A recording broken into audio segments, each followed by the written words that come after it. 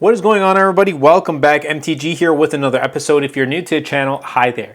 So Apple just dropped iOS 27 at WWDC alongside all the other new softwares like iPadOS 27, macOS, watchOS, and I have it here on my iPhone 13 mini, iOS 27. It's the beta.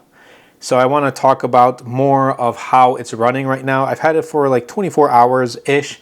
Go through like the main changes, which aren't, visually that much. There's more so like stability improvements and things of that nature.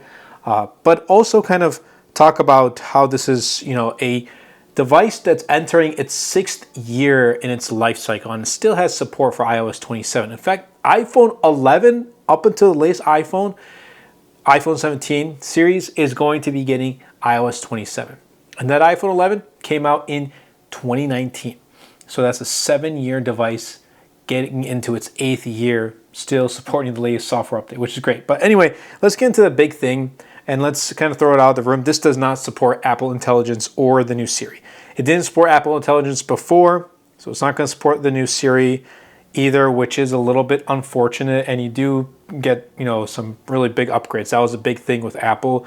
And there's also upgrades to parental controls, which I'm personally not going to be talking about on my iOS 27 videos, but if you guys want to see like a dedicated parental control video, let me know in the comments down below, because I know there's going to be parents who are curious about that. I myself, at least right now, I know of the features. I don't need the features. I don't need to give my kids a phone right now, so I don't need to worry about that. But anyway, Siri AI is essentially becoming its own app, which is great, but this is not going to support it. Anyway, let's get into the main thing, liquid glass here.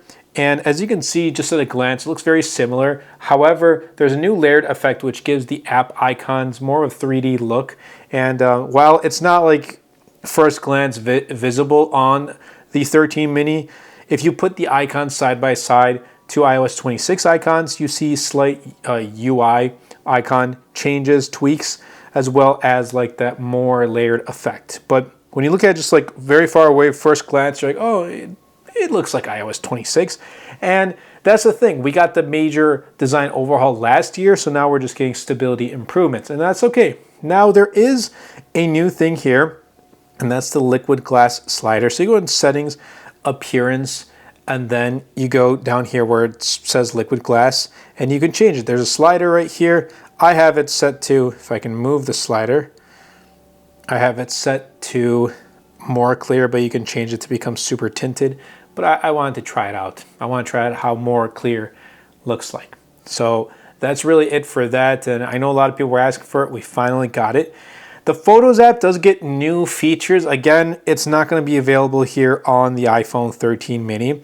So normally, when you're on a photo, for example, right here, as you can see, you would click right here on that button. And then you would see a AI icon. You'd probably recognize it. It would say Tools, but it doesn't have it here.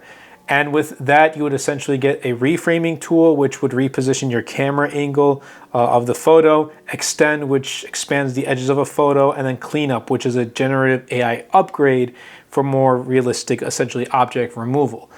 We don't get that here on the iPhone 13 mini, so that is a little bit of a bummer, but hey, it's fine, I guess. I mean, if you've gotten this far without using AI, I think it should be okay. Now, Safari does get some small but useful updates, but again, a lot of these are really tied to those AI features. But what I noticed with Safari, so for example, there we go, we're in right here, for example, like just some UI tweaks like the bookmark, the history. These were at the bottom, now they're at the top, so there is that. But again, you do get like enhanced password management tools are built in, tabs now auto group essentially by topic. So instead of having all those tabs open at once, you can just, have them auto group. But are you going to have like 50 tabs open on your iPhone 13 mini? I don't know. At this point, it's become like really hard to use an iPhone 13 mini, at least with iOS 26. But what I've noticed is like this, like just swiping through screens with like home screens, pages on my 13 mini feels much smoother than it was with my iPhone 13 mini running iOS 26, which is kind of weird. But app launches are up to 30% faster. I I can't really tell. They're essentially the same for me. New photos load in your photos library up to 70% faster. AirDrop transfers are up to 80% faster, which AirDrop is like, it works 70% of the time. When it works well, but when it doesn't, it just completely butchers everything. So we're gonna have to see how well it does long term, but for a developer beta, this is pretty decent. I've had some issues like FaceTime calls on my 17 Pro, but 13 mini so far has been pretty good. And for those who use a 13 mini as their main device, probably you're around a charger all the time, or you're just not using your phone that often. Like, I can't use this unfortunately as a main device anymore because I'm a power user. I'll just eat through the battery within an hour. So I'd have to carry a portable charger with me all the time, or I just have to have a charger wherever I go, whether it's in my studio, bedroom, living room, car, workplace, whatever it is. So there is that. But the fact that we're getting upgrades here with iOS 27, which are, again, more stability improvements. Apple this year with iOS 27 looks like they're just trying to iron out all of the bugs and make the user experience better. Just make sure every single feature that they have does really well and works seamlessly with their other devices. And it looks like we're going to be getting that with iOS 27. I'm okay with that. They can leave the newer features, which they do have some newer features. But again, Apple focused mainly on Apple Intelligence and Siri AI, as well as like parental controls during WWDC while they were announcing all these new things. So yeah, I'm excited to try this out and continue to use it. Again, with 13 mini, you're missing out a lot of those big improvements, but we're still getting some slightly improved UI improvements like Safari updates, some search improvements, and performance gains, which again, like I see a difference just from switching from one page to another. So that is a good thing. And if this continues to work, I may have to do like a day in the life with an iPhone 13 mini with iOS 27 in 2026. Let me know in the comments down below.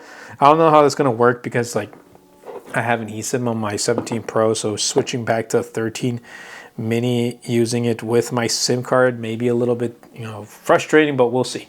I hope you guys did enjoy this video. Let me know, drop a comment. Do those performance numbers like the 80%, 70%, and 30% improvements up to, remember keywords up to, those performance numbers make you want to hold on to your 13 mini a little bit longer? Let me know. Or are you going to upgrade? Or maybe this is like your secondary device, which it's my secondary, or at least I have a bunch of iPhones. This is not my main iPhone, but I'm going to be holding on to it because it's my favorite iPhone. But I hope you guys did enjoy. If you did, definitely be sure to superman the like button, subscribe to the channel as we're making our way towards 100,000 subscribers. And also check the links down below of my latest wallpaper packs, as well as the products that I use here on the channel. It goes a long way in helping out the channel. That's been it for me, and I'll catch you all in the next episode.